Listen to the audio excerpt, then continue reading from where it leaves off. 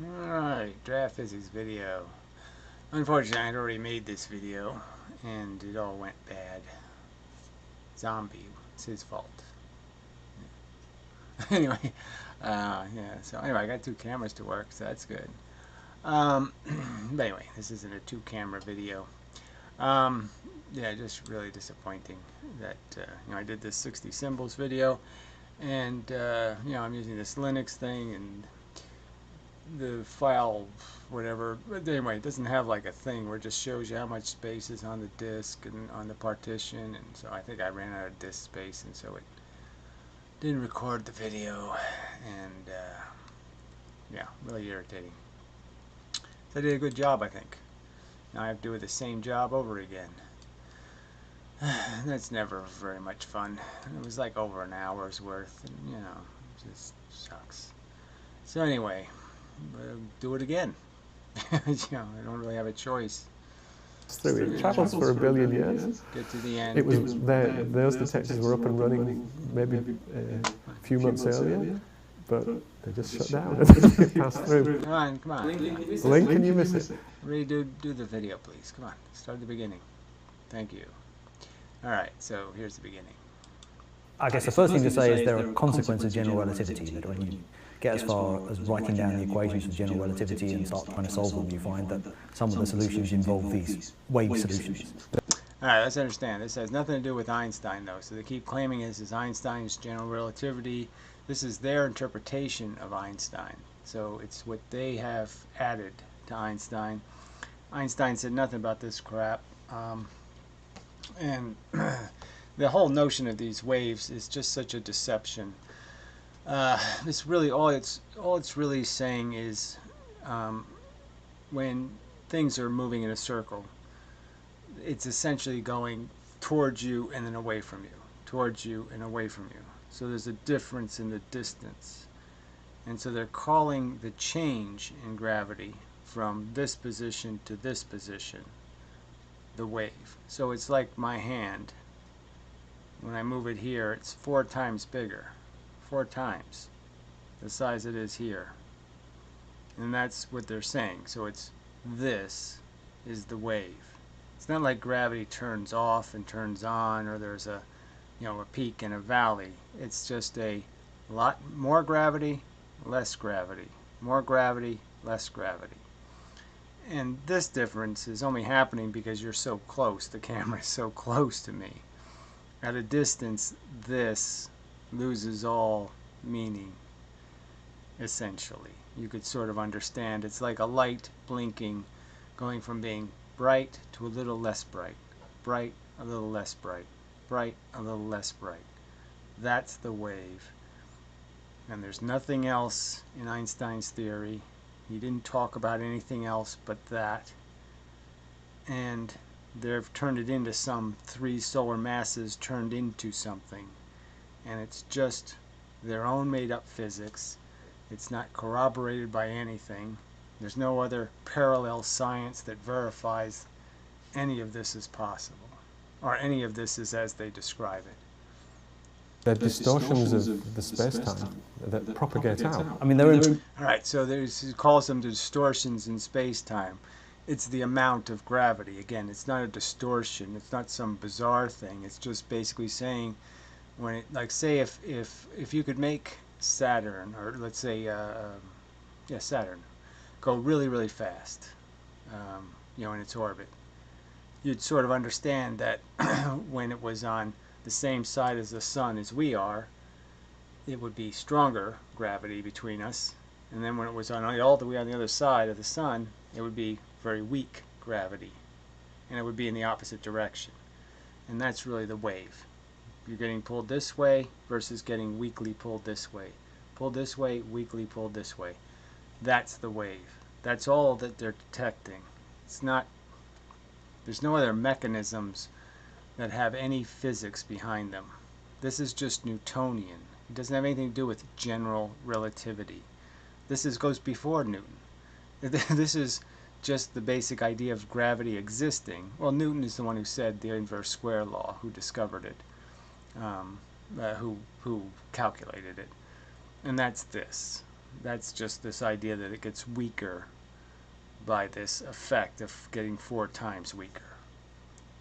Important for lots of reasons. They're important because they are a prediction of general relativity. Okay, so they're not a prediction of general relativity. That's just nonsense. They're a consequence of the fact that, just like a magnet, if I took a magnet and bring it closer to another magnet and then bring it away, closer and away, I'm going to move the other magnet. I'm going to make it wobble. I'm going to make it wave. There's no magic to this. You don't need general relativity to understand why that's happening. And that's all there is here. There's nothing else. All this talk, that's all they're talking about. A really simple function of gravity, not anything complex in Einstein's field equations. They don't produce any, they don't have relevance to any of this subject. So actually, if you then detect them, you found further confirmation that general relativity. Okay, that's the nonsense part. There's no space-time. There's no time dilation component to this. And there's no space-time mechanism. This is strictly just moving gravity. So when mass is in motion, the amount of gravity that you'll feel from the object will change because of the emotion, because you're changing how close the gravitational body is. So it's just like if I was holding a light bulb, I move it close, I move it far, I move it close, I move it far. You'll be able to see the difference in that luminescence. Is actually right. Whenever matter passes by through some region of space-time, it will distort the space-time, just like you would distort. Right, so that's just the light bulb being on. So when it's just sitting there minding its own business, it's just the light bulb being on. Now you put in a binary system and you spin the light bulbs, well, you can understand now they're going to be bright and then it's going to be far away, and then it's going to be bright and it's going to be far away. When they're like this, it'll be different than when they're like this. Now with light bulbs, they'd actually block each other, but gravity doesn't get blocked. So when they're in alignment, you'd have stronger gravity. When they're this way, a little bit weaker. A little stronger, a little weaker. And only stronger at a focus, where you would be in line with that alignment. Distort water when you put your fingers through water and waves propagate. Okay, so why didn't they just say that from the very beginning? If you're going to say that's what Einstein was talking about, that space-time is water, it's an ether, it's a substance, okay, then you wouldn't be playing this game, that it's, some sort of magical geometry or something. You're talking about a medium then, and how you affect the medium by moving something through it. And again, that's exactly what I'm saying. They're just talking about you can't change the intensity of the gravity by moving matter. Where you move it doesn't change how much gravity it's producing. The only way you can change how much gravity you're going to feel is change the distance. And the same is true for magnets or anything else. You don't make it unmagnetic or more magnetic by waving the magnets. You don't make magnets more magnetic. This is a propagation of the space-time itself. So the space-time. So again, there's nothing about space-time itself. You don't need any space-time stuff. All you have to do is say the propagation of gravity. Newton knew that gravity propagates. Gravity propagates. That everybody knows. It travels at the speed of light. So that's all this is. And we're just talking about values of gravity just by distance. How far away something is, how close something is, or how massive, if its mass changes in some way. But there's no way to really change mass without moving mass away from the other mass. Is sort of moving in and out, propagating out. So this diagram is just so bogus because nothing comes out of the, nothing comes out of the bottom of the back end of the traveling thing. So this synthetic drawing makes a nice picture of waves, but that's not what's creating the waves. The waves are being created, like you can think of it as a pendulum going back and forth through a medium, and the medium would create a wave. Each time the pendulum went through the water, it would create a wave. But that has a false notion because it creates the off cycle, the off being outside of the medium. And gravity's never outside the medium. It never turns off. It's always on. And the only thing the wave is being created by is the motion. This versus this versus this. That's the wave. And it's a wave of intensity. They make it look like off, on. No, it's on, more on, more, more on. Get it? Yeah, this is moronic. The speed of light. But also because, in principle at least, they open up an entire new window on the universe. Yeah, in principle, if all this nonsense had something to do with what they claim it to be, if it was anything as they claimed it to be, then that might be true. But they haven't backed up a single one of these claims with any corroborating evidence. So all of it's just theoretical. And as you can point out, their own animations are innately deceptive. Gravity doesn't come out the back end of spheres like that.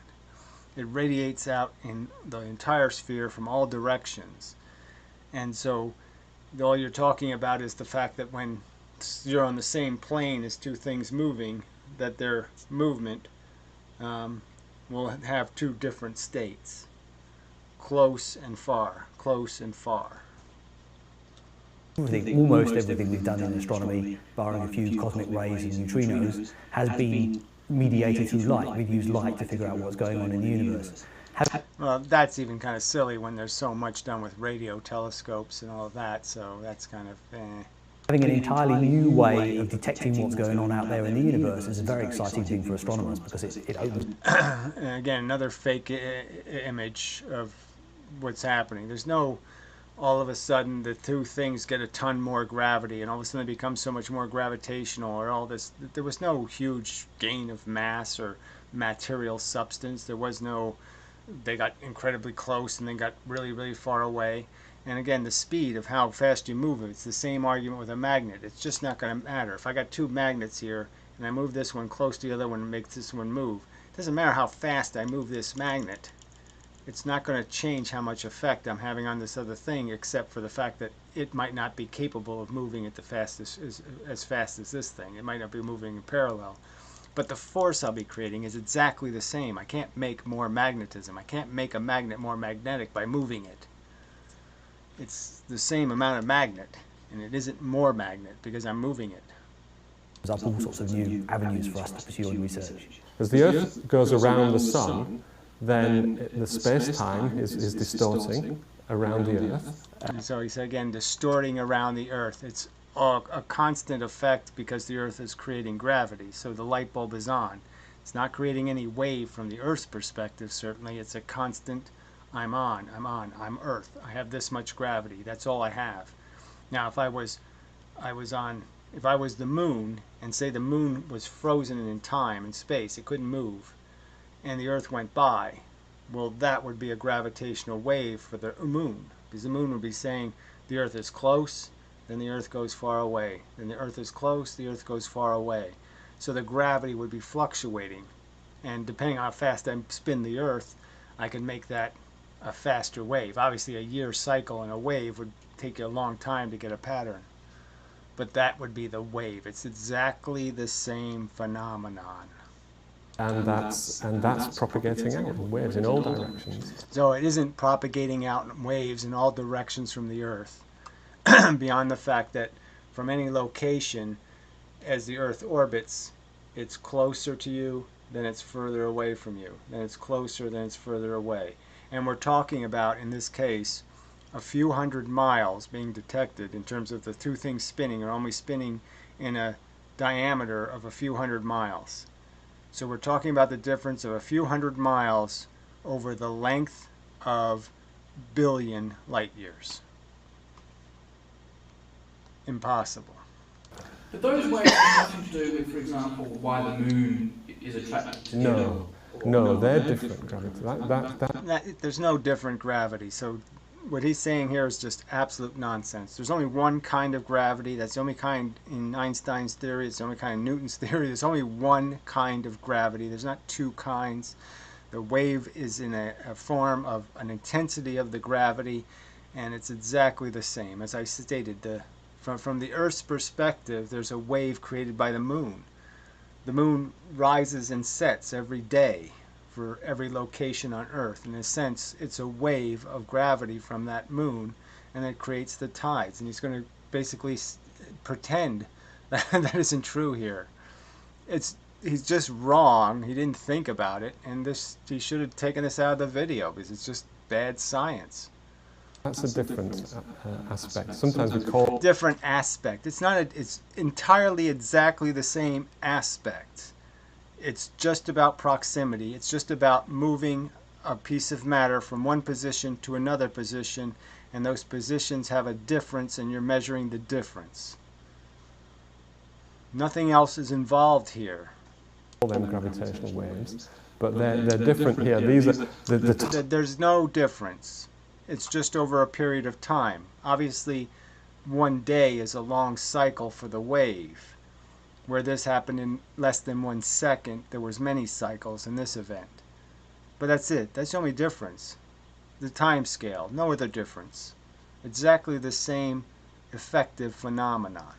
tides don't exist because of the nature of gravitational waves propagating. You've got the Earth going around. Yeah, it's exactly the same thing. It's moon on, moon off, moon on, moon off. That's what creates the tides. The moon's there, the moon's not. The moon's over here. The moon's here, the moon's over here. That's exactly what creates the tides. Around the sun, and then you've got the moon going around the Earth. These are very massive objects, right? And so there's a net attraction just due to the pure mass of these objects. And that's where the tides come from. The large mass of the moon and the even larger mass of the Earth, and as they go around, the water that's on the Earth gets distorted by the changing gravitational field due to the huge mass of the moon and the Earth. Yeah, and the changing field is based on the position of the moon. It's exactly the same thing. But on top of that, there's like a secondary effect going. As the moon is going around, it's causing ripples in the space-time. Okay, there's no moon all by itself creating ripples. There's only ripples if the position of the moon, say if the Earth didn't spin, and it spun at exactly the same rate as the moon rotated, there'd be no wave, no ripples, no anything. That couldn't be, that you'd only be able to detect them by being some third party who actually still sees the motion. But once you stop the motion, the relative motion, you end any phenomenon that could be called a wave. It's only a perceptual phenomenon.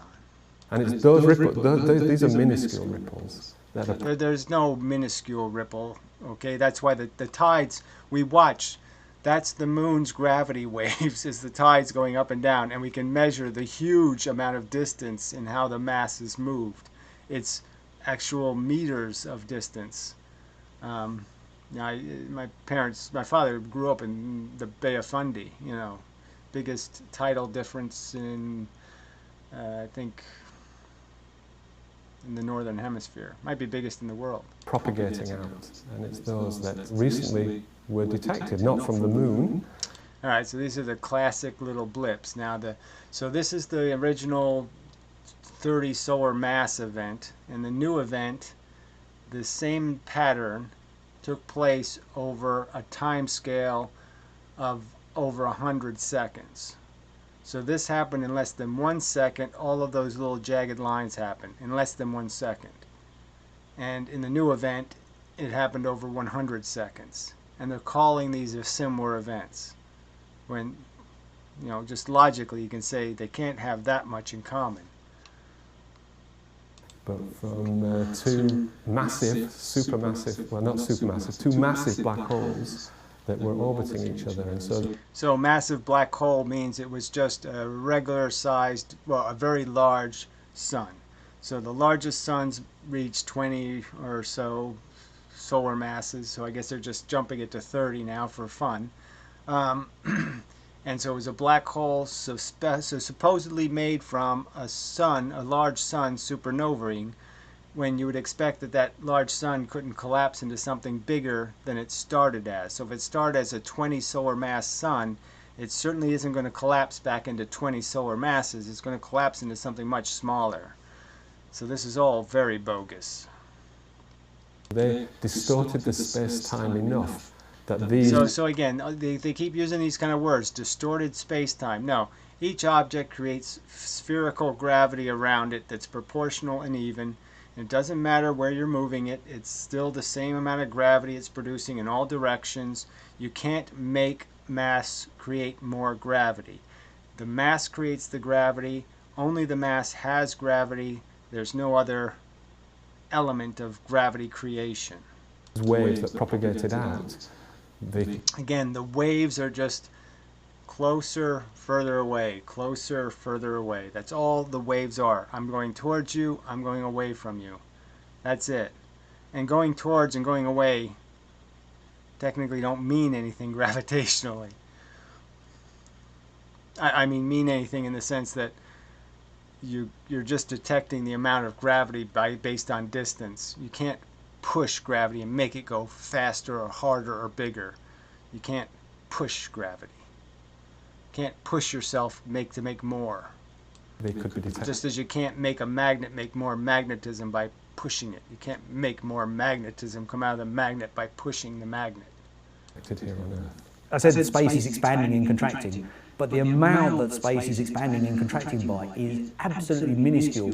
Yeah, and again, it's just about the light bulb being on. So this expansion and contraction crap isn't, we're just talking about the gravity existing, okay, by the inverse square law of its effect. And the wave is just this little tiny distance. So I can't even illustrate how little the distance, how little the movement is at the distance we're measuring. It's an insanely small difference in how close the gravitational object is. It's again like me realistically taking a magnet out into the yard and then hold another magnet inside my house and have somebody move the magnet outside and I'm going to feel the jiggle inside. No chance. So this big result that came out of this thing that they detected, the amount by which space was expanding over the many kilometers of their detector was less Here we go. than the diameter of the nucleus of an atom. Okay, so he says the diameter of the nucleus of an atom, which isn't a really scientific thing to say because the uranium atom has a pretty huge nucleus compared to the hydrogen atom. So, saying the nucleus of an atom isn't saying much as a measurement because there are fairly big differences between those two nucleuses. But besides that technical rubbish point, this is where it all goes really south in terms of this tiny amount of distance they're saying they're detecting. This tiny movement in a mirror, a big heavy mirror. All the atoms in it are vibrating or moving based on this gravity from billions of light years away because the object moved a little bit closer and a little bit further away. A tiny, tiny amount of distance, hundreds of miles. It moved a few hundred miles, and the mirror on this planet we're supposed to think is moving in synchronicity with that movement, billions of light years away. No chance. So it's absolutely tiny. In fact, that's why we don't sort of notice them going past, because if there were big effects, you'd see kind of space doing all sorts of weird things. Yes, and you still should. If there's moving this big giant mirror, then it should move a hell of a lot of photon light. It should bend. So as these waves go out, we should see them. We can see them. When they passed us, it means we could still see them going around the arc. So here we are in the arc, and they pass through us. We could still see places where they haven't gotten to yet or where they're still moving. And we should be able to see distortions in the starlight in those locations if lensing was a fact, which it isn't. But because they're so tiny, we just don't see them. It's just amazing. I mean, It's okay, tiny, but it's not really tiny in the sense if we turned the whole event into photons, the light coming from the event would be so bright it would burn us to death, even a billion light years away. So that's how much energy they consumed in less than 1 second, was enough energy to burn us to death. the numbers involved, the timing involved, it's a spectacular event. It's a spectacular story and that's not even very interesting. It's not even much of a story. It's just that it has this preposterous alien element to it. And that's it. You put aliens and some alien porn and said, oh, look, this is a great story. But it's not science, and it's not physics, because it's not corroborated by anything, and you don't have any evidence to defend it besides they say so.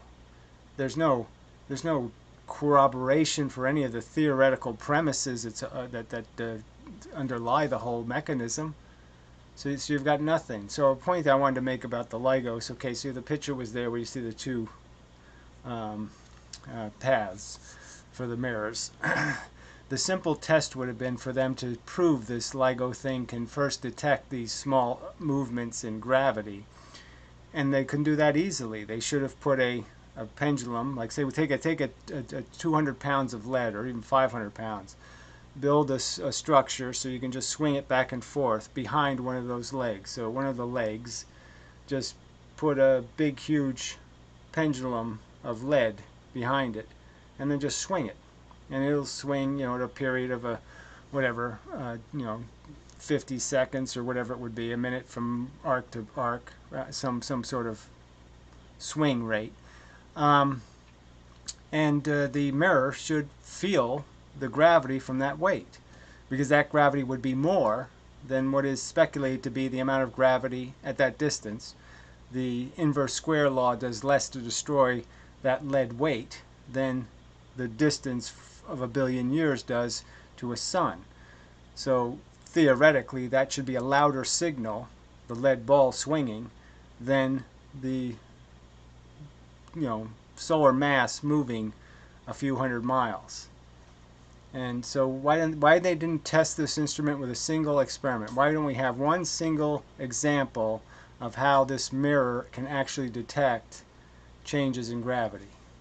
So, 1 billion light years away, 450 megaparsecs away. So 1 billion years ago, 2 black holes, which were each of them 30 times the mass of the sun. All right, so he's just repeating their story. He has no evidence that this happened at all. He has no knowledge that that's what really happened. He's just saying that's what they say. 30 solar masses. He doesn't know. They don't know. Okay. Which is unusual apparently in its own right to get... Apparently. So apparently he says, well, it's unusual apparently for suns to be that size. I mean, black holes. Because our theory of how black holes are formed doesn't really allow for binary systems to have solar masses that size. Kind of combination. They were orbiting. They'd been orbiting each other for probably millions of years anyway. Right, and creating exactly the same amount of gravity, perhaps even more gravity waves in a sense. If you think about the fact that their earlier orbits were further apart. And so when they orbited, there was a bigger difference in how far away from us they were. It was maybe 1 million miles rather than just 100 miles. And so wouldn't you think that would be a bigger difference, a more detectable difference? So even though the frequency would be much longer, like you might have to, the signal might be minutes long rather than a millisecond long, the strength of the signal should be stronger because the difference in the gravity would be more significant. They have to be bound together because they were in orbit around one another. No, so he's just going to construct a fable. Somebody's saying, well, yeah, let's talk about it, and he'll just make up crap. Because there is no theoretical foundation for creating black holes in binary systems. There's no theoretical physics that explains how that happens, how 2 black holes move through space and in some way merge with each other. So they have to be created in place as binary suns, and that doesn't make any sense either, because they think the process of creating a black hole is when a sun supernovas. Well, if the sun supernovas and it has a partner, what's going to happen to the partner? Does anybody really believe that if our sun supernovaed tomorrow, that the Earth and Saturn and Venus would all come back after the explosion and just settle back into their orbits? No, we all know the Earth, Mars, Mercury, everything's gone. It's leaving town forever, and it's never coming back. And it's probably not even in pieces that could come back. And it's actually quite complicated because... No, it's actually quite ludicrous, and that's what you just say. It's actually it's quite a ludicrous, incredibly extraordinary story they're telling, and they really should provide some evidence of how this can be possible, because there's no physics that says this can happen in the real universe. So the way you get massive black holes is you have some very massive star exploding in a supernova. All right, very massive, he says now, but again, he knows it's this very massive for the sun, but not very massive for a black hole. So we know that suns only get so big, 20, 25 solar masses. That's the biggest of the red giants. So we don't have any that are 30 solar masses. So where did the extra mass come from? And unless that supernova is set up very carefully, that means unless somebody comes up with some explanation, this doesn't make any sense, is what he should say, because it doesn't make any sense. There's no logic to it. Again, so two heavy suns of 30 solar masses. And think about it logically for a second. One of them supernovas. This other one isn't going to be here anymore. You've got to know that. And you've got to know that whenever that sun, after its supernova, when it collapses, it's going to be a tiny fraction of the mass it had when it started. It's going to be very small because it radiated a ton of radiation, real radiation, light and heat, gamma rays, all kinds of stuff came off of it, X-rays. It released, and matter even flew off of it at a fast enough rate to have escape velocity and to just keep going. That's how our Earth got formed, is because the stuff blew away so far that it formed on another star system. It didn't go back home. It didn't go back into the black hole. if you imagine you had a pair of binary star in orbit around one another, one of them goes supernova. Okay, now right there, shouldn't this video just stop and everybody just say, wait a minute, you can't do that. You just can't do that. I have a binary system, one of them supernovas, and the other one just sits there and says, oh, that was interesting. What, you just supernovaed right next to me. The biggest event we can see, right? The biggest energy event that we can see with a human eye kind of thing in the universe is a supernova. It happens really close, to something else. As close as the Earth is to the sun, or as close as Saturn is to the sun. And it's supernovas, and we're supposed to really believe that the other element to the binary system stays in town, stays right where it was, and says, oh yeah, I'll just keep orbiting you. There's no logic to this whatsoever. This part is insane. It's insanely stupid. It's ludicrously stupid. Grammar school kids could see the hole in this theory. If you're not very careful, that's going to unbind. No, if you're not very careful, there is no very careful. I don't care how careful you are. You could sit there and get the advice of Mr. Magoo and Miss Manners and Heloise, and you could be as careful as fuck and get everybody's advice, and you're still not going to be able to make this Humpty Dumpty go together. There's no way. This is a bullshit story. It's an insane scenario. You cannot have a binary system, have one of the suns supernova, and then later on the other one supernovas, and it's still the same binary system. It's insane as a theory. In the system, because you've lost a whole load of mass, there's all sorts of energy being transferred between one and the other. So somehow... And there's all sorts of energy being transferred all the way to us that we see in our telescopes. And the Earth is made out of the matter that those suns were made out of, that got shot all the way out here to us. Now the two managed to stay bound together. Okay, so they managed to stay bound together. You heard it. So the supernova happens and they stay bound together. It's a ludicrous proposition. Again, the video should just stop and they just say, wait, okay, we're just talking out of our ass here. That was just crap. Don't listen to that shit. Come on, edit yourself. You're talking baby talk. You're supposed to be a fucking physicist, a respectable physicist, and you're talking absolute nonsense. SpongeBob wouldn't say something this fucking stupid. Was seen when first one went supernova and then a bit later the other one went. Okay, you said it. You did it. You heard him do it, right? These suns, we're not talking about suns that are billions of light years away from each other, or even millions. We're talking about the distance between the sun and Saturn. There's no way the sun supernovas and Saturn just stays there. That can't fucking happen. Not in anyone's wildest dreams. Supernova, I say a bit later, probably tens to hundreds of thousands of years later, the other one went supernova. Okay, you hear the story. First one supernovas and the other one just stayed going around it. And then the other one supernovas and the other one just stayed around it. And somehow they didn't lose any mass. They supernovaed, shot shit all through space, and they didn't lose any mass at all. How can anybody? Why is this acceptable? Alternatively, Oh, thank you. Oh, saved. Phew. We have a plan B. Good. Because your plan A was a steaming pile of shit. possibly, if both of Oh, well, that's not a good start. Because you're just going to make up some more Mr. Magoo, Little Red Riding Hood, goes to Goldilocks house stories. these stars were in a cluster, they might actually have individually been separate stars, and at some point in the subsequent evolution, they might have actually got sufficiently close together that they end up capturing each other and end up in a binary system that way. So it is Yes, but they're still not black holes, so you still have to first make them into black holes and then make up this bullshit of how they get somehow into a system when this guy knows that that's not how gravity works. Gravity is if two things come into contact with each other from the outside world, from a far enough distance, they're going to hit into each other. They're not going to orbit each other. The only way you get an orbit, you have to have a really dirty environment with lots of stuff to hit.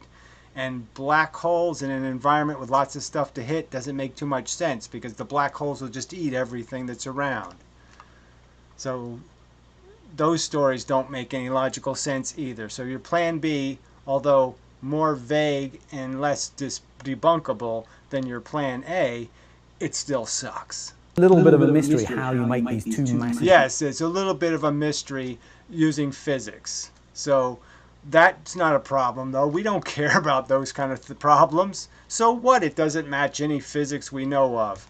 It's fun. I mean, come on. Just get on the bandwagon. It's fun. It's fun to talk bullshit.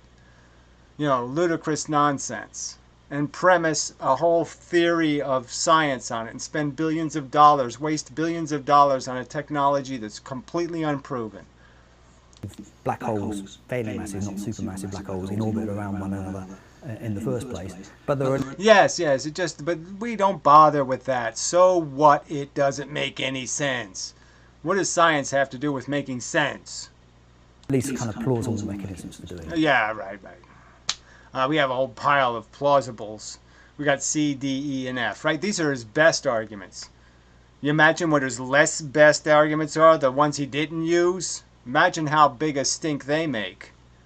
So they're doing this for millions and millions of years. Oh, doesn't mean they're just happy. It looks like he belongs to the priesthood or something. He's just, la la la la la la la. And then we were all molested by the quirks and fuck you. And then in the final, I think it's 0.2 of a second. Yeah, the 30 solar masses in 0.2 of a second did something. You know, it's like imagining really, really fat people, getting in and out of their seat at the theater in a millisecond. Yeah, sure they did.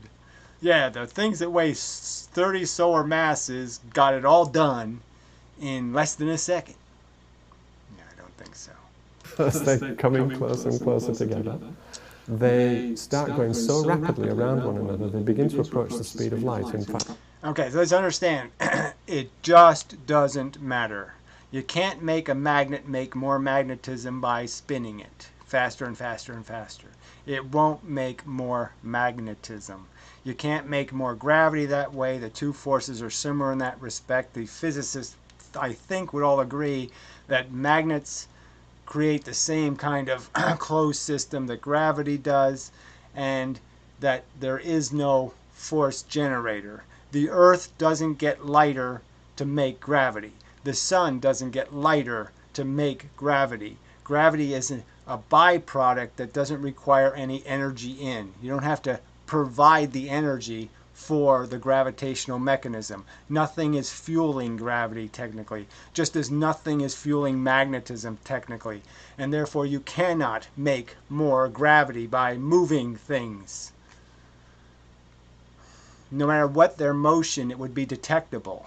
So if you say you can detect them when they're going really fast, spinning around really, really fast at half the speed of light, spinning around, if you say you can detect them then, you should be able to detect them when they're going much slower. And it should be easier to detect because of the difference in the diameter of the distance. The distance they are away from each other would be greater, which means that's like the light bulb. That's like this hand is 4 times bigger here than it is here. So the longer you make the distance, the more relative distance you make in the signal. So now the on and the off gets louder. Something like 60% of the speed of light. These are 30 solar mass black holes. As they come in closer and closer, when they're about, I think, 350 kilometers apart, they basically start merging together. Amazingly, from... So again, this is all just made up theoretical crap. It has nothing to do with anything besides what they say this happens. They don't have any physical evidence that this is what happens. No physical evidence. Just looking at the kind of signal they detect, they can learn a great deal about. All right, they says you. So he says they can learn a great deal. No, they project a great deal. They state, they define. They're not learning. They're not discovering. They're defining and stating. They're telling you what it means. They're telling you what kind of little jiggly line, what it represents. This much jiggle is 30 solar masses. They're defining it. They're not describing what they see. They're telling you what they state is the truth. The kind of black holes it actually was, how the amplitude changes with time, how the frequency of the signal changes with time. So I'll say again, over this whole thing is just so preposterous, because if you look at these signals, the peak amplitude is only 1 time bigger than the getting up to it amplitude. And again, as I stated, there's no theory that you make more gravity by spinning faster. You don't. So there is no amplitude increase from just spinning. You have to be doing something else. But look at the difference in the amplitude of the signal going in. Okay, it's only the peak signal of the crash of the 2 black holes. The peak signal is only twice as big as the getting up to it signal. Now, does that make any sense? 3 solar masses were released at the end. Shouldn't that amplitude be preposterously bigger? So in this case, they're fairly confident that one of them was a 20... They are. Nobody else should be. They are. The people who wrote the theory, wrote the Bible on this stuff, and wrote it based on absolutely no corroborating evidence. 29 solar mass black hole, and the other one was a 36 solar mass black hole. They've got sort of areas of 1 or 2 solar masses on each one, but they're both 30 to 40 solar mass black holes. So those are the kind of black holes which are probably the end states of very massive stars, although they are actually on the high side even for very massive stars. Remember, we've talked about this. Right, so it doesn't make any sense, again, still just stating that these weren't stars in a binary system that went supernova. It doesn't make any sense. It's nonsense. Intricate link between the matter and the space-time. Just imagine. No, this link between the matter and the space-time. There's no link.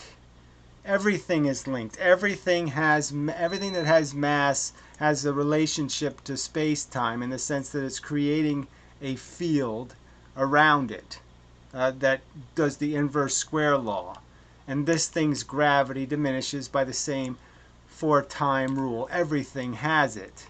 So there's no relationship that's special with these black holes. There's no special gravity. There either is or is not. Trying to imagine these 2 huge objects, what they're doing to the matter, to the space-time around it. They're not doing anything to it. Again, doesn't matter what I do to the Earth, how fast I spin it around the sun, doesn't matter how much I jiggle it as I spin it around the sun, the Earth is always producing exactly the same amount of gravity. And the space-time must be going, oh my God, what's happening here? So listen to this bullshit. The space-time, the nothing is going, oh my God, what's happening here? No, there's no such thing. And again, the only difference it can do is all it's seeing is the difference in distance. Close, far, close, far, close, far. That's not, oh my God, what's going on? Just because it goes faster. So because it's going close, far, close, far, close, far, faster, somehow it's a whole new event? No, it's exactly the same event. Faster does not make it more. And it's flipping up and down, up and down. And Again, see, flipping up and down. No, there's no such thing. You don't increase the gravity by increasing the speed. Speed is irrelevant. Distance is the only thing that matters. How far away these two objects are is the only thing that has anything to do with gravity. If I move it here, now I've changed the amount of gravity. I move it here, change the amount. And here, change. That's the wave. There's no other waves. There's no other function in gravity. Gravity has no other mechanical mechanism. There's one mechanism of gravity. It does the inverse square law. It's no different than a light bulb. they're just generating these waves are beginning to propagate out. Again, they're not generating waves any more than a light bulb. I move it close, I move it far away. I move it close, I move it far away. That's it. The light bulb isn't making a wave. 350 kilometres is about the distance, what, to London? Right, 350 kilometers away from each other. So they're measuring this distance, okay? It's here, then it's here, then it's here. And that's only 350 kilometers, and we're measuring the gravitational difference from it being that much closer, 350 miles closer, is somehow going to be sensed a billion light years away on Earth by a mirror. That's an extraordinary claim, and it should require extraordinary evidence. At least ordinary evidence. Then you've got 230 solar mass black holes sort of So Silky's laughing. Yeah, I know it sounds crazy. Yes, it all sounds like we made it up. Yes, you made it up. orbiting one another in this region. And so they're going at close to the speed of light. So the space-time in which it's evolving, it must be going, having huge distortions associated with it. And Okay, so it begins to send out gravitational waves. So again, huge distortions associated with it. There's no evidence that if you make the Earth go faster, you make it make more gravity. Speed does not make more gravity. You can't push gravity. You can't pull gravity. You just can't. It's made by mass, and that's it. You can't. Moving the mass doesn't make more. You can't. I made more gravity. Go that way. Like, you can't do that. Just as you can't do it with a magnet. This is not physics. This is bullshit.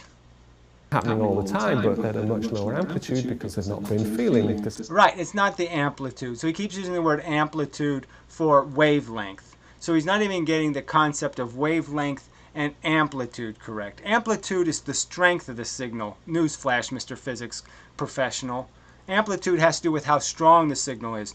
Wavelength has to do with how the period, how fast it's happening. So the speed thing changes the wavelength. It doesn't change the amplitude. Again, grammar school kids could have found that fucking mistake. Effect like this. And then these two black holes keep coming in together and they merge. And what happens? Right, but some, again, phenomenon, some magic phenomenon has distorted this orbit that was stable for millions of years. All of a sudden, it's not a stable orbit because something was capable of impacting something with 30 solar masses in some sort of significant way, that the two bodies now became unstable and start accelerating towards each other. But we don't have any example of what that might have been. What happens is when you've got two black holes, they'll merge into a bigger black hole. So one of them is 29 solar masses, the other one is 36 solar masses. If you add those two together, you get 65 solar masses. So you would think by merging these two together, you make a 65 solar mass black hole. Turns out they can also tell you what the mass of the black hole they ended up with was. Again, just by looking at the kind of signal, and it's not 65 solar masses, it's about 62 solar masses. Right, and they can't do any of that stuff. Again, it's all just made up because of their own charts. So it's their own theory, their own variables, their own constants. They're just telling us how much it weighs 74 dolphins. And they're just established, and a dolphin weighs 76 micropoos. And they're just making it up. And this blender image, right? They keep using these stupid blender images. All these synthetic images of fake events. So they can't even find a real event like in real water eddies or in some other physical dynamic. They can't even find real fluid events that would mimic this thing, and they have to use something like a blender. They can't find some natural event to even mimic this preposterous scenario. And the reason why is because 3 solar masses has disappeared. And okay, 3 solar masses has disappeared, and the only reason why they use these 3 solar masses, as I've stated, is because they have to make this into some sort of energetic event that's bigger than the story as it is. The story as it is, just something moving 300 kilometers, this 300-kilometer movement, they know is impossible to detect. So somehow they have to make this 300-kilometer movement, they have to give it a huge amount of energy somehow. So they're now converting the solar mass into push energy. Einstein's famous formula, E equals mc squared, those 3 solar masses of energy have all been turned into the energy of the gravitational wave. Okay, so there we go. So that's like me saying I can create a new kind of magnet that uses the matter in the object. Okay, so let's just say I invent a new magnet, and it actually turns the matter into magnetism. So the magnet gets smaller as it ages because it's using its own energy and matter to make magnetism, to make extra amounts of magnetism. That doesn't happen, and it's never going to happen. And it doesn't happen with gravity either. There's no theory. Again, far from anything Einstein would certainly say. Nowhere even close. They don't even have an innuendo of Einstein's that you can convert mass into actual bent space.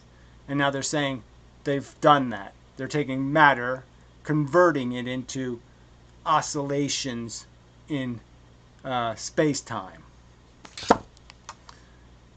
Can't happen. You break the connection between magnetism and gravity is then completely broken because you have no example of magnets ever being able to do that. Again, when you pump electricity into an electromagnet, the electricity isn't converted into magnetism. The electricity merely turns the metal into, it magnetizes it, and now it's a filter for the energy. But there's no consumption of electricity that goes to magnetism. All the resistance in the wire accounts for all of the consumption of the electricity. There's none left over. You used up all the energy of the electricity in going through the resistance of the wire, the heat you create. And there's no leftover. There's no, we made magnetism with it. All you did was convert the metal into, you magnetized it, and now it became a filter.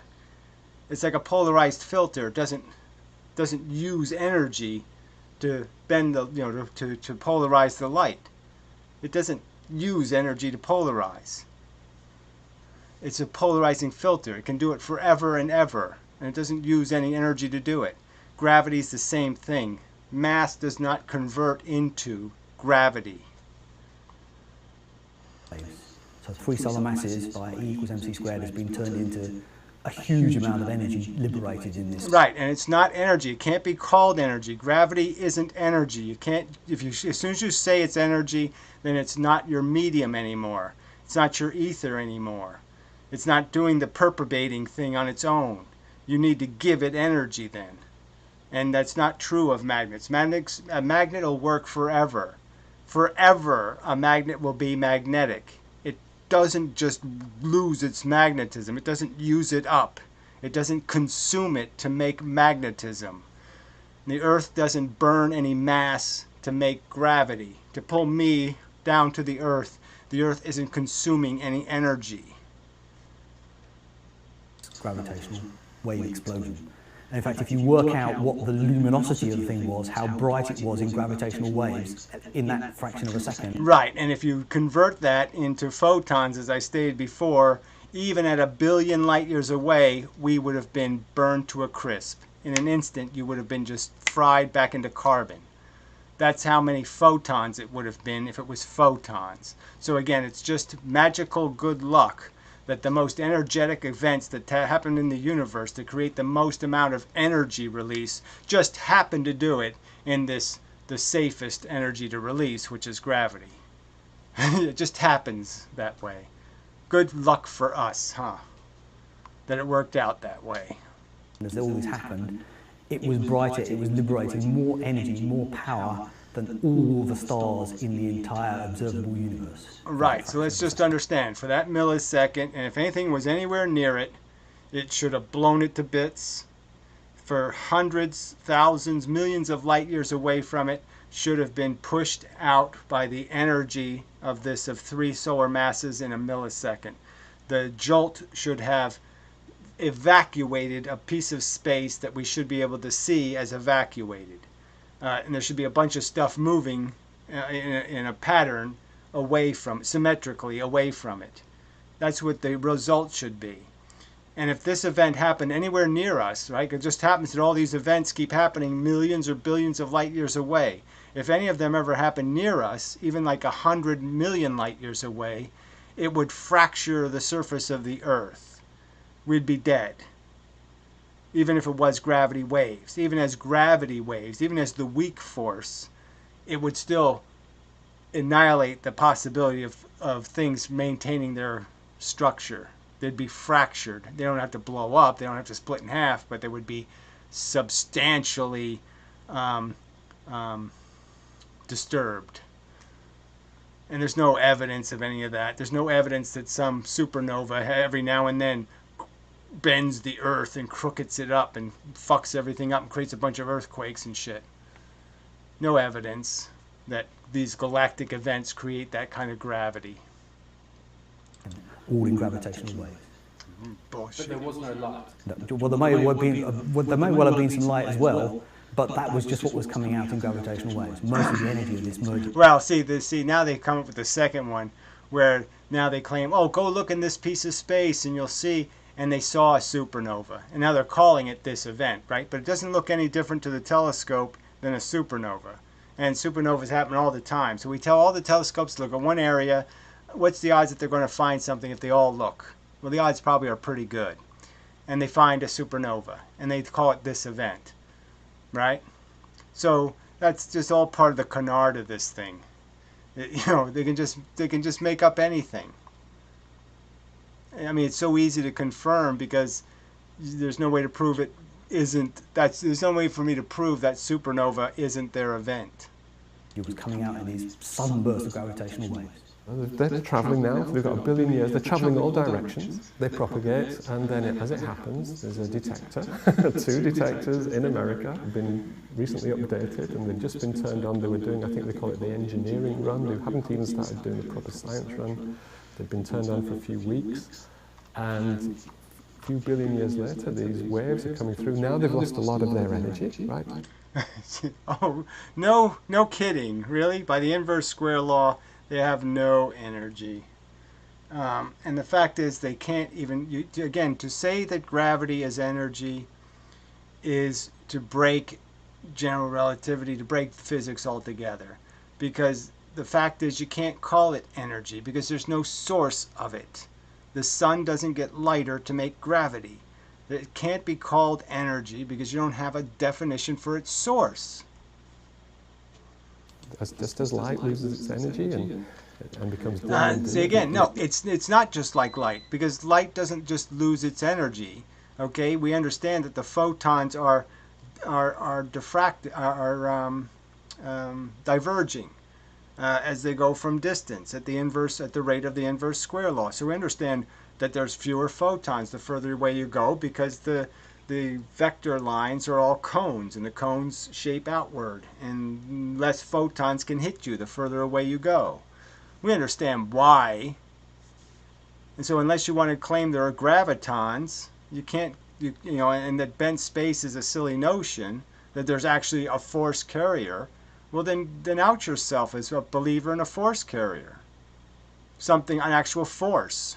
The huge amplitude associated with the waves early on is now dimmed down. So again, he keeps talking about the amplitude of the waves. How do you change the amplitude of the waves? How did they do that? How does speed change amplitude?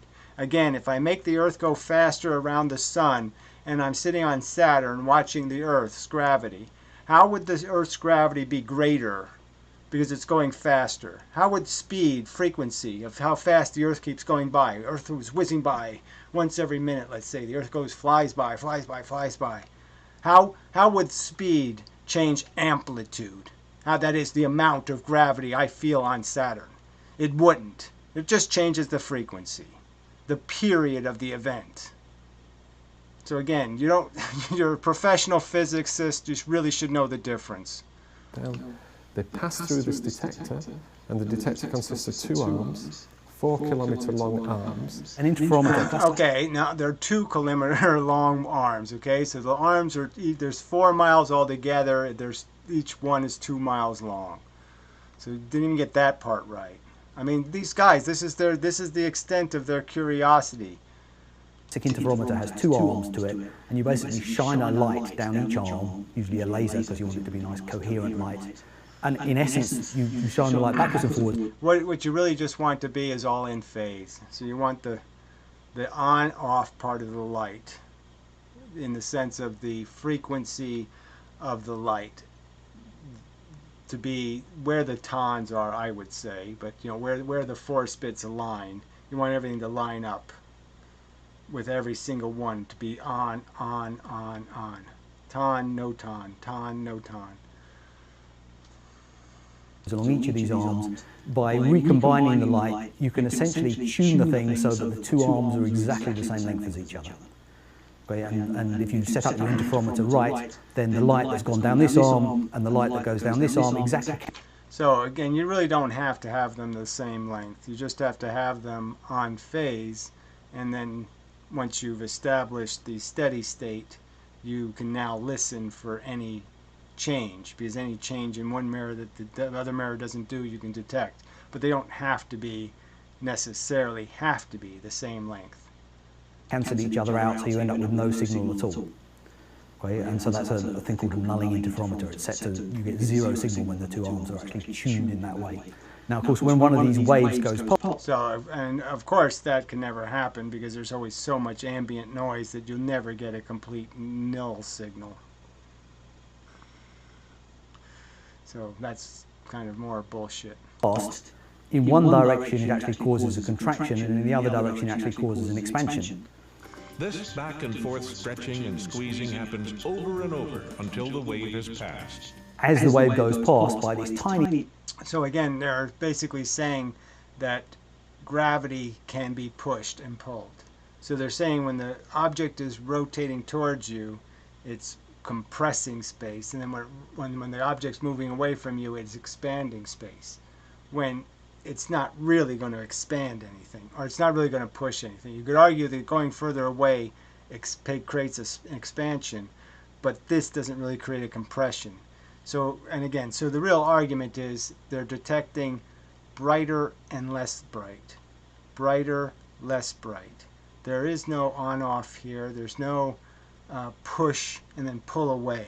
So there's no 2 parts to this wave. It's only one part in the sense that it's close, then far. Close, then far. Tiny amount, the arms will no longer be exactly the same length. And the effect of that is then that exact cancellation ceases to work, and suddenly some of the light gets through your interferometer.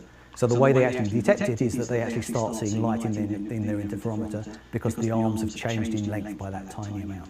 Well, like I said, they see light all the time. It's just that they're looking for a specific amount of jiggle in the signal, and the jiggle would correspond to the movement 1 billion light years away where the suns moved into position. So like I said, in the binary system, they're really detecting the difference between this and this, this and this, this and this.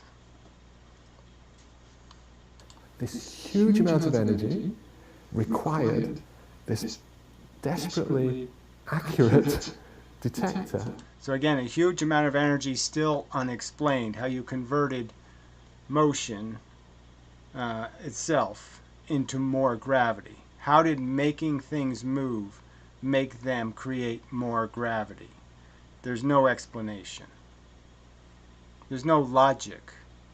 Because if I can do it with gravity, then I should be able to do it with magnetism. And then you have a whole new theory where somehow you can make magnets stronger by moving them. And you can't. In order to be able to find the gravitational waves. And then you might ask, how do you know you've found gravitational waves? Surely everything distorts. Seems like an instrument that a mosquito sneezing would affect them. Right. So a cannonball swinging on a pendulum behind the mirror might be a good test to see if you can detect that. If you can detect a cannonball swinging on a pendulum, well, then maybe you got some hope. But if you can't detect that close event, you have no chance of detecting this far event. No chance at all. They get huge numbers of false positive detections. So any kind of earth tremor, truck driving by, all those kinds of things produce signals that they end up detecting in these interferometers. There's two things that... Let's understand that they detected this signal in less than 1 second of data. So in every second of data, there's a zillion, well, hundreds, thousands of signals. So they have a huge amount of signals that come in every day, and I'm sure that every day there's certain ones that come in 10 times. There's a certain noise the earth makes 10 times a day, like a geyser going off at Old Faithful, once an hour. And they have other geysers that go off every 10,000 years. So there's all kinds of events happening on the earth that are probably cyclical. So there's all kinds of things you have 10 times a day, and there's things you have 1 time a day, and there's things you have once a week, and you have other signals you only hear once a month. I mean, it's just they've chosen to find a certain amount of jiggle in something and say anything that fits this vague pattern, that's going to be a gotcha. And there's no way they can tell that the earth didn't create it, because both will receive the signal. Both machines will receive an earth tremor. And these signals look an awful lot like earthquake tremors. If you look at the signal, that's what earthquakes do. Rumble, rumble, rumble, rumble, boom. So instead of chirp, an earthquake goes boom. That's the difference. Where's the evidence to make that non-plausible? There is none. This is so out. This is just so weak as science, and to be projected as truth is just so gross. And that these real professional scientists are just going along saying, yeah, I don't know any of this stuff. I haven't looked at any of their real data, and I don't know shit about it, but I'll just talk like it's true. Save them. And they're talking nonsense and doing it, talking about how the amplitude of the wave gets bigger. Why? How? How did it do that? How did the matter turn into invisible gravity radiation? One is that actually it has the things that you're looking for, so things like these black hole signature, have a very characteristic shape to them, the way that they're... Only because they say so. By no other physics theory except for the guys who invented the theory, solicited the government for the money, spent billions of dollars on this nonsense. Only by their declaration does this exist as science. It has no other corroborating theoretical science. There's no other branch, there's no other evidence, nothing in magnets, nothing in any other kind of science indicates this is how the world works. It's all theirs, and everybody's just saying they're right, and nobody's scrutinized any of it.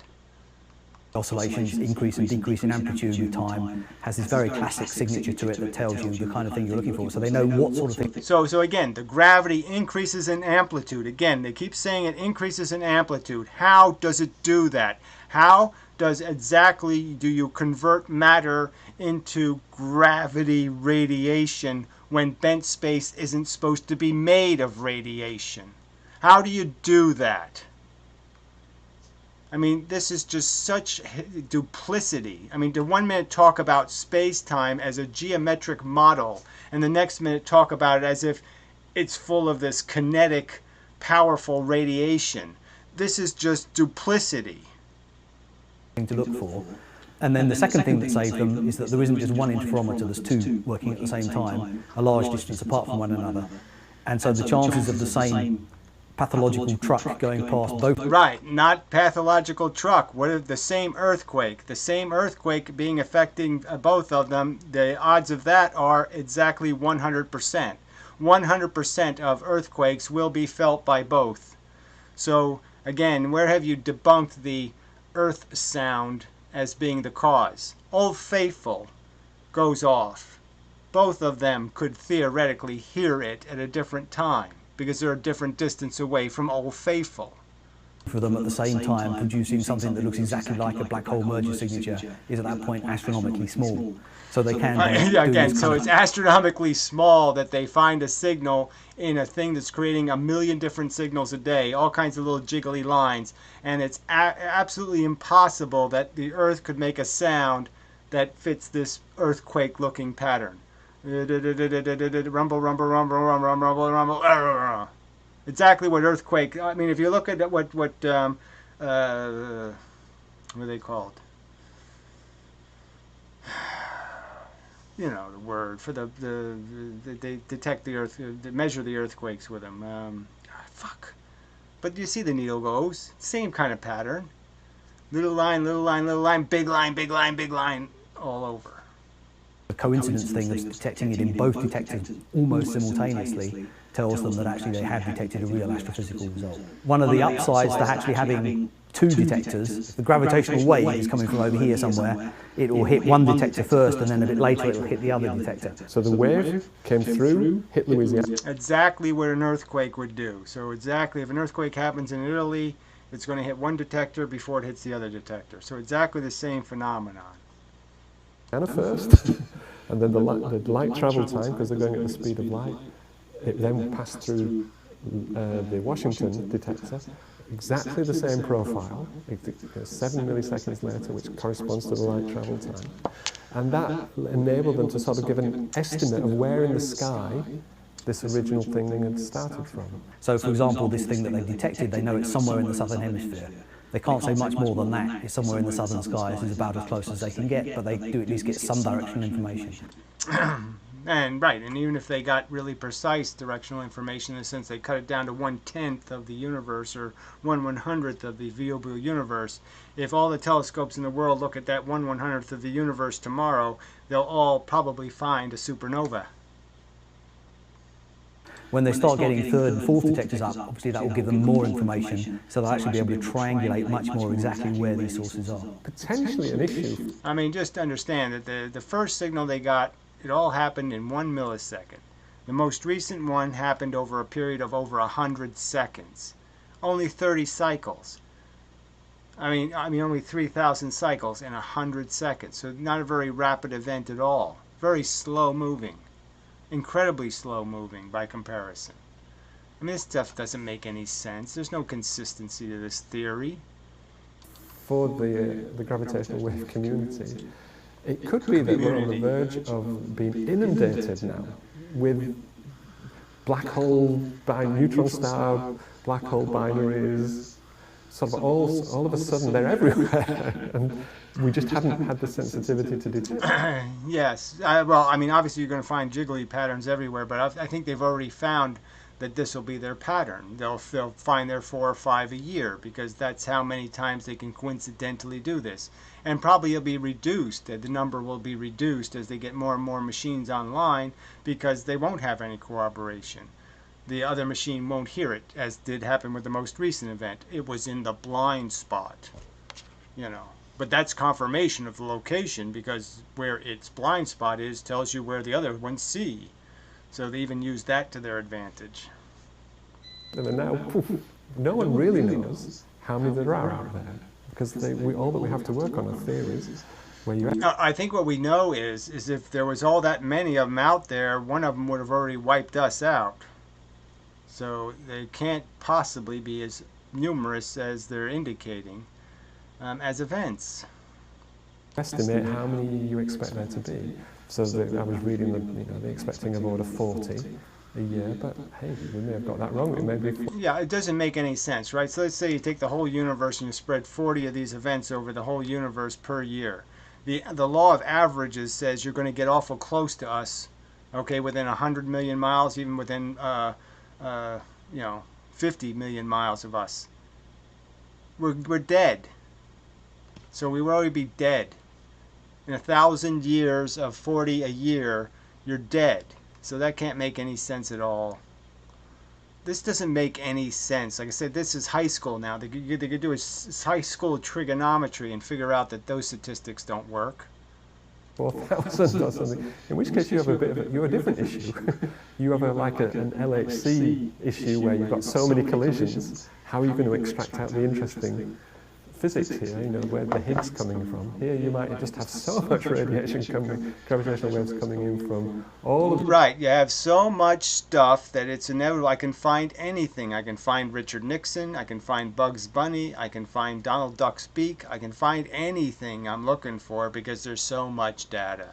And that should be understood as a liability of this science, not a virtue of it. This is one of its liabilities, and they don't even get that. That yes, this is really dangerous because the truth is with the Large Hadron Collider, you can find almost anything in the data. If you want to find it, you can, because there's so much data. These binary systems that we think we understand the binary systems, and we're now interested in finding the weird and wonderful early universe features. That might be well, that would be a nice problem to have, I think. Yes, go get get molested by the Pope of Physics. I mean, it's just, this was just so bad. I really used to like these guys, and I'm just really, the last 4 or 5 videos, every one of them, they just way exaggerate what's going on. They're not doing good physics here, and this explanation was just absolute crap. You know, so bad. So bad physics, bad physicist, bad. All right, so hopefully, see, this was a lot of work, right? I lost the first one. If I lose this one, I'm going to be really depressed. But I'll have to get over it because that's all there is getting over it. There's no other choice. So, so hopefully some interesting stuff in the future, because I should be able to do this interesting, you know, window capture thing, you know, where I should be able to do a second camera with drawings or images, or I could shove anything in front of this camera, you know, and I could just do stuff and blah, blah, blah. And I'll fix the color, of course. See, the shirt's red or brown, but you know, it's kind of a good zombie look. I like this almost. Yeah, I like it. Anyway, so till next time, such.